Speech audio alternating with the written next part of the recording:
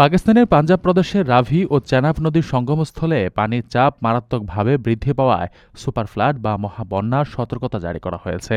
এই ভয়াবহ দুর্যোগে এখন পর্যন্ত ৪৬ জনের মৃত্যু হয়েছে এবং ৪৭ লক্ষেরও বেশি মানুষ ক্ষতিগ্রস্ত হয়েছে।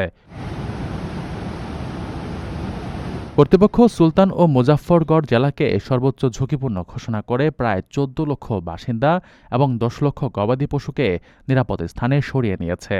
প্রাদেশিক দুর্যোগ ব্যবস্থাপনা কর্তৃপক্ষ জানিয়েছে, চেনাব নদীতে প্রায় ৫.৫ লক্ষ কিউসেকের একটি নতুন পানির প্রবাহ প্রবেশ করায় পরিস্থিতি আরও জটিল হয়েছে।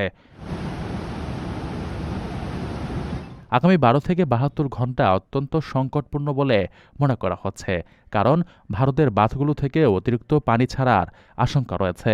বড় শহরগুলোকে বাঁচাতে সরকার নিয়ন্ত্রিতভাবে বাঁধ ভেঙে দেওয়ার মতো কঠিন সিদ্ধান্ত নেওয়ার প্রস্তুতি নিচ্ছে। বন্যার পানিতে চেনাব নদীর ওপর একটি রেল সেতু তলিয়ে যাওয়ায় করাচির সঙ্গে রেল যোগাযোগ ব্যাহত হয়েছে। দুর্গতদের সহায়তায় ৪০৯টি আশ্রয়কেন্দ্র খোলা হয়েছে, যেখানে হাজার হাজার মানুষ আশ্রয় নিয়েছেন। লক্ষাধিক টাকা বেতনে কর্মী নিচ্ছে জাপান। যেতে আগ্রহীরা যোগাযোগ করুন স্ক্রিনে দেয়া নাম্বারে।